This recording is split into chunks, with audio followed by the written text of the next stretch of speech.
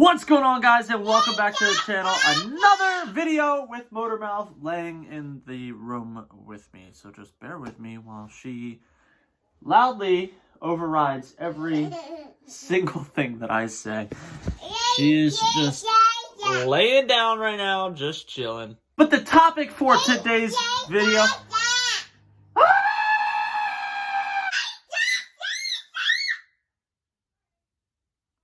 But the topic for today's video is, did you know you can buy a C4 Corvette for under $2,000? Now, before everybody starts going out and taking $2,000 out and being like, yes, I'm going to buy a freaking Corvette, hear me out and enjoy the intro to the freaking video.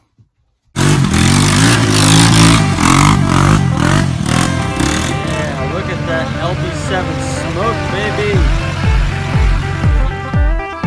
This is freaking America Day, that's why.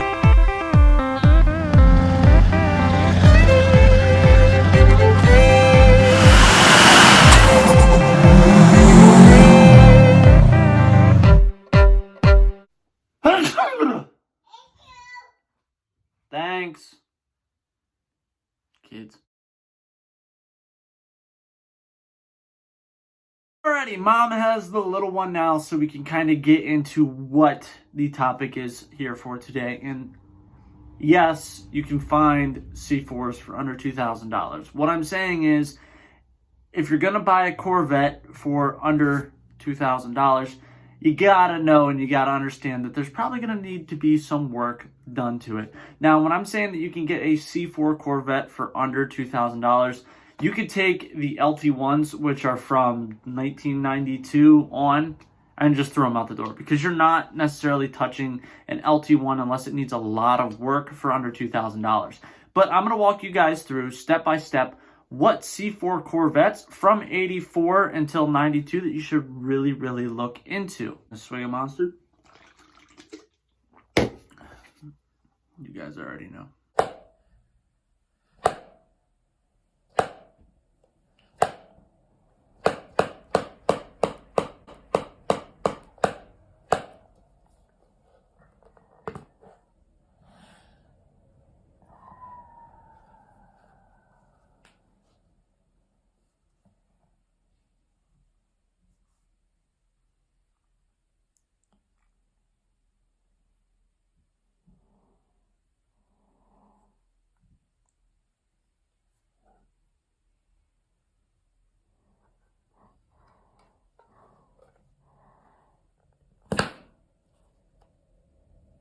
We are rocking our Blue Lives Matter mud jug. I found this, well, it's actually underneath my deck, if you can believe that. That's probably why I haven't found it in quite a long time.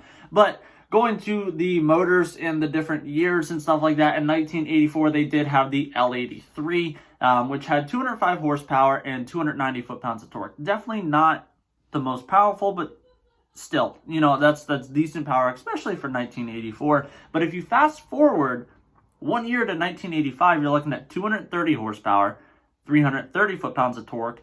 That was from 1985 to 1986. Then 1987 to 89, you had 240 horsepower and 345 foot-pounds of torque out of the L98. So for the 1 year they ran the L83, then they started running the L98, and the L98 just kept getting more powerful and powerful and powerful over the years. Nothing against the L83, it's just the L98 seems to be more of a well-known platform. Going with the L98, obviously starting at 1985 until 1992, I don't necessarily think there's a certain year you should really go for. I mean, yes, from 87 to 89, you had 240 horsepower, 345 foot-pounds of torque. And then 1990 to 1991, you had 245 horsepower, 345 foot-pounds of torque. I think that whether you go 85 or 91, you can make up the power by doing simple bolt-ons. So, quite frankly, if you can find one in decent shape, which you can, and I'm going to show you guys a couple ads and stuff like that between Marketplace and a couple other places where you can touch one of these cars and you can get a hold of them for under $2,000.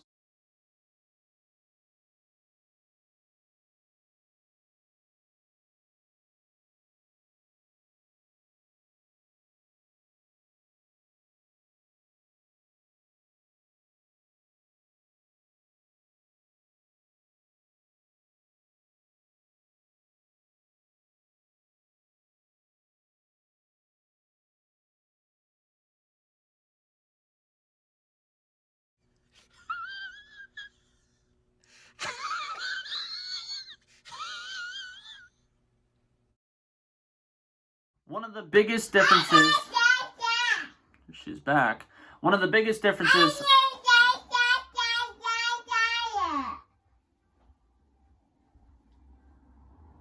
You done? I didn't think so. One of the biggest differences between the cars from 1984 until 1989 was they came with the 4-speed Doug Nash transmission with overdrive. Now, in 1989, it was replaced with the ZF6. Now, a lot of people know the ZF6. The ZF6 is phenomenal, but there's nothing wrong with the Doug Nash 4-speed, which obviously, like I said, has the overdrive, and it's definitely a different type of platform to drive off of in comparison to like your traditional 5 or 6-speed, but don't be scared away from that transmission. Now, I know everybody loves the LT1. I think it's so underrated in comparison to the LS1, but the LT1 did make a massive jump in comparison to the L98.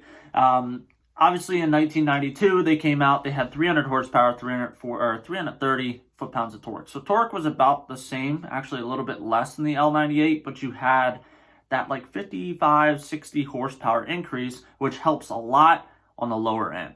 As stated before, though, you can take an L98 and push good power out of it. I've actually never heard of it. I'm just reading this right now. Apparently, in 1990 and 1991, there was a B2K Callaway edition of the Corvette that came factory with 403 horsepower, 575 foot-pounds of torque. That was out of the L98, so it's definitely highly achievable to push good power numbers. The honest-to-God truth with these cars, though, is you can find one for under $2,000 and find one that runs and drives perfectly fine. The interior might need a little bit of work and it might need a paint job. But those are two things that are, yes, they can be expensive, but to get it painted, that's your choice. Personally, I mean, I'd rock a C4 without a decent looking paint job and I'd be perfectly okay with it because I'm more power oriented than kind of looks. But the interior, you can go around and you can find C4 parts cars all over the place. You can redo your interior for relatively cheap and have it look nice on the inside, and then maybe down the road focus on getting paint. But with a $2,000 base that you can get them for, I mean, I think it's 100% worth it considering the platform that it's on, the name and the label that comes with it. Yes, a lot of people started looking at the massive power difference in the LT1, but then especially the C5. I feel like the C4 kind of gets underrated a lot. A lot of the times people just kind of look past the C4 and kind of jump right to the C5, C6, C7, and now obviously with the big release of the C8, C4s are still a cool car, at least in my opinion. And when I'm driving down the road, whether I see a C5, C6, C7, or C4, I love it.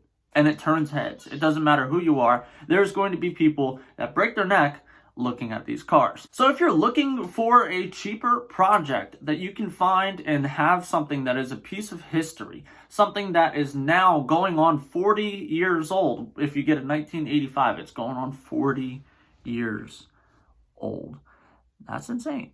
It's going to be like 35 years old next year. It's getting up there in age. But when you think about power numbers, 240 horsepower and 345 foot-pounds of torque, you'll have kids in your high school that are rocking Honda Accords, Honda Civics, and your Corvette will still smash that ass. It'll whoop it. You know what I mean? And just doing simple bolt-ons, it's going to be so cheap, and you can make a reliable, nice C4 daily. I hope you guys learned something from this video today. I hope some of you guys go out and buy yourself a C4 Corvette project and just kind of take the time to bring it back to its natural glory. Ultimately, would I like to do a C4 build on the channel? Yeah, maybe at some point I would be 100% open to doing a C4 just because they're so cheap that you can build off of and you can make a nice car. So if this was your first time watching a video on my channel, guys, I hope you give this video a big thumbs up. Smash the subscribe button. Join us on our journey to 5,000 subscribers, and I will catch you guys in the next one. In the meantime, I'm going to take this little monster, and I'm just going to come over and take off! See you guys in the next one.